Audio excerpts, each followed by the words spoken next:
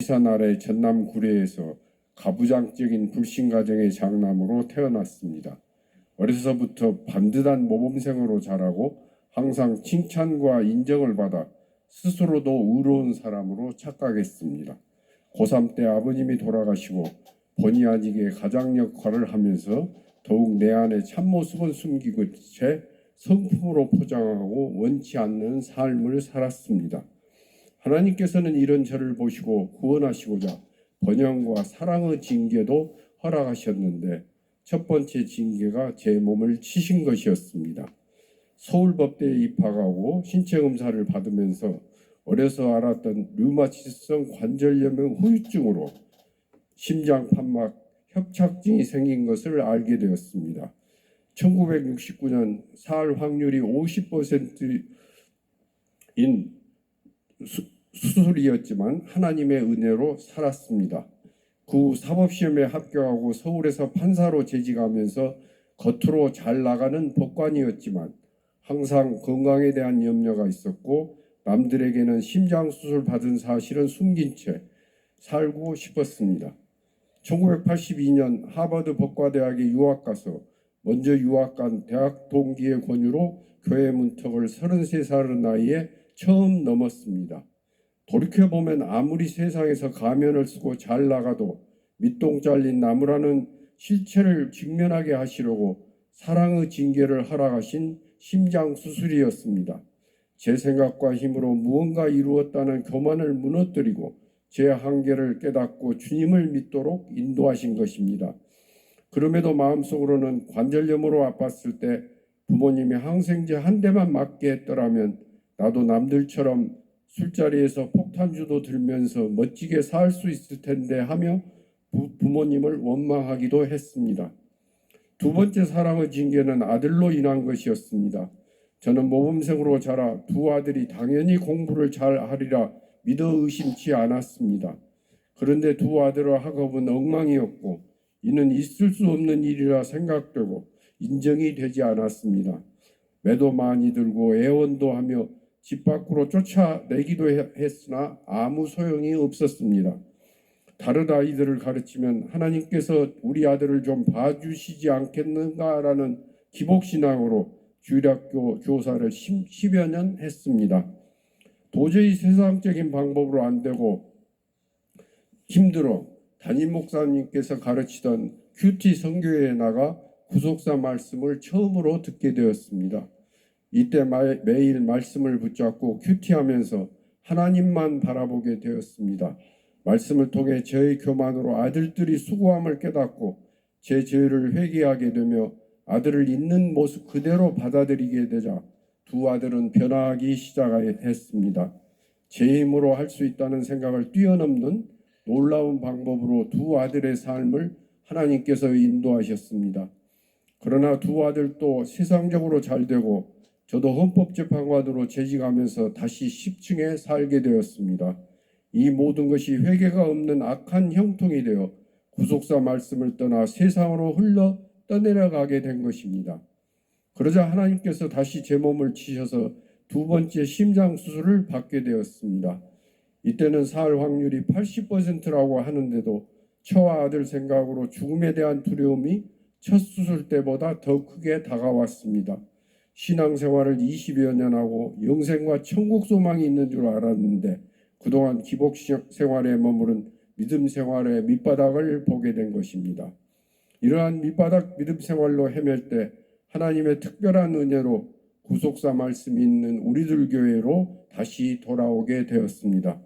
두 번의 심장 수술과 두 아들 사건이 없었다면 여로보암처럼 금송아지를 섬기며 악한 형통을 누리다가 멸망의 길을 걸을 수밖에 없었다는 것이 깨달아집니다. 하나님께서는 저를 미리 아시고 경계를 지어 밖으로 나가지 못하도록 안전한 울타리를 만들어 보호하여 주신 방법이 두 번의 심장 수술과 두 아들 사건이었습니다. 그래도 회개가 잘 안 되니 4년 전 맹장염 수술과 전립선암 수술을 연거푸 받았습니다. 저는 법조인으로 50년 넘게 살아오면서 재판장처럼 사람을 옳고 그름으로 판단해 버리는 버릇이 남았습니다. 세상적으로 학력과 경력을 갖추고 의로움과 능력에서도 남과 비교하여 빠지지 않는다는 교만이 나 정도면 괜찮은 사람이라는 생각이 뼛속 깊이 박혀 있습니다. 하나님께서는 이런 저를 끝까지 사랑하셔서 죄를 깨닫도록 평생을 질병옥에 갇히게 하셨습니다. 때로는 감옥 밖으로 나가고 싶어 기복의 큐티를 하고 고쳐주소서라며 매달리기도 하고 원망하며 흔들리기도 했습니다. 그러나 돌이켜보면 하나님을 알지 못한 채 20대에 죽었을 저를 75세가 된 오늘까지 잘 살아오게 하신 것은 하나님의 은혜 아니면 설명이 되지 않습니다. 날마다 여전한 방식의 큐티와 예배구조 속에서 내 죄만 회개하고 저를 항상 보시고 쓰시는 하나님만 바라보고 하나님께 돌아오도록 은혜 내려주신 하나님께 감사드립니다. 지금 우리들 교회는 국회에 곧 발의될 차별금지법을 놓고 기도하고 있습니다. 이 법안을 보면 용모나 사상, 정치적 의견, 성적 지향, 성별 정체성 등 너무 광범위한 분야에서 차별을 금지하는 내용을 담고 있습니다. 성적 지향에는 동성애가 포함되어 있습니다. 그리고 차별하는 행위 또한 애매하게 되어 있어 명확하지 않습니다. 어떤 사람은 헌법에 차별을 금지하는 평등권을 보장하고 있지 않느냐고 저에게 묻습니다. 그런데 헌법은 국민 개개인이 아니라 국가기관이 차별하는 것을 금지하고 있고 그것도 정당한 이유 없이 차별하는 것을 금지합니다. 그런데 이 법은 개인 간 문제까지 간섭합니다. 이미 우리나라에는 개인 간 문제에서 차별이 있어서는 안 되는 분야는 차별을 금지하는 입법이 되어 있습니다. 성별이나 사회적 신분에 의한 차별을 금지하고 있는 장애인 차별금지법이나 노동관계법을 비롯한 많은 법이 있습니다.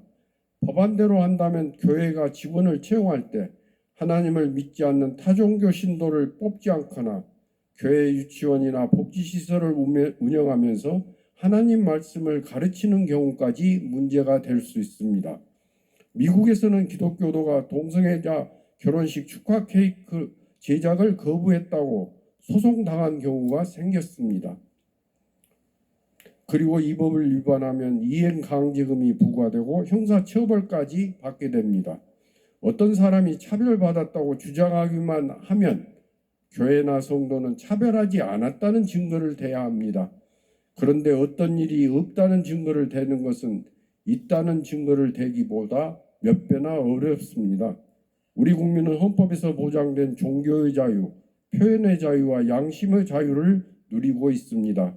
그러나 이 법안은 이러한 종교의 자유, 표현의 자유와 충돌이 일어날 경우 어떻게 풀어야 하는지 답을 내놓지 못하고 있습니다. 저는 동성애자를 하나님 앞에서 차별하자는 것이 아닙니다. 다만 하나님께서 죄라고 하신 동성애를 회개하고 하나님 앞으로 돌아오도록 말씀을 전하고 기도할 뿐입니다. 금년 7월 18일 대법원은 결혼식을 올리고 동거하는 동성애자가 다른 동성애자의 건강보험 혜택을 받을 수 있다고 판결했습니다.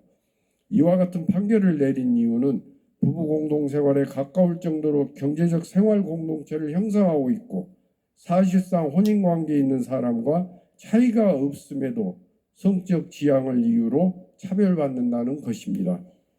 혼인신고만 하지 않았을 뿐 누가 보아도 사실상 부부 생활을 하고 있을 때 사실혼이 인정되고 따라서 국민건강보험법이나 다른 법에서 혼인신고한 경우와 같이 대우하는 것은 우리 모두가 납득할 수 있습니다. 그러나 헌법에서 혼인은 양성의 평등을 기초로 성립되고 유지되어야 한다고 선언하고 있습니다. 혼인은 근본적으로 애정과 신뢰를 기초로 남녀가 결합하는 것이고 우리 민법도 이성 간 결혼만을 허용하고 동성 간 결혼은 허용하지 않고 있습니다.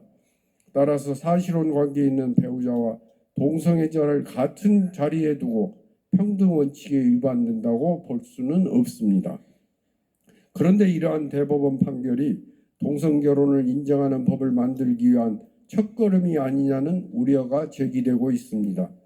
이미 동성 결혼을 법률적으로 인정해달라는 소송도 제기할 움직임이 있습니다. 또한 상속세나 여러 세법, 연금이나 사회보장 분야에서 부부관계로 혜택받는 제도에 대한 소송도 쏟아질 것 같습니다.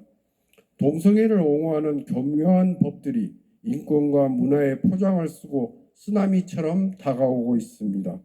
다가올 사회적 혼란과 갈등도 문제이지만 저는 하나님의 법을 무너뜨리는 이러한 움직임에 임할 하나님의 진노가 가장 두렵습니다. 워낙 동성애를 인정하는 것이 세계적 추세처럼 되어가고 있고 우리나라가 마지막 보루가 되어 있지만 우리 힘만으로는 어떻게 할 수 없는 형편이 안타깝습니다. 오직 하나님께서 도우셔야만 이러한 법을 막을 수 있습니다. 하나님께서 역사하시도록 눈물로 기도하는 우리 모두가 되길 소원합니다. 일찍이 하나님을 모르던 이 땅에 선교사들의 복음 전파로 말씀이 전해지고 믿음의 선조들의 순교와 회개로 하나님께서 영적 육적 형통을 허락하셨습니다. 우리가 여로보암 같이 할 말 없는 죄인이지만 그럼에도 심한 고난을 보시고 회복시켜 주시는 하나님의 구하심을 바라며 간절히 회개하길 기도합니다. 우리 자녀 대대손손 하나님께 쓰임받는 손이 될 수 있길 기도합니다. 건강한 가정이 모여 거룩한 국가가 되고 하나님의 나라가 이 땅에 임하도록 기도하는 우리들 교회로 인도하신 하나님께 감사드립니다. 그리고 담임 목사님께도 감사드립니다. 감사합니다. 목사님께서 이미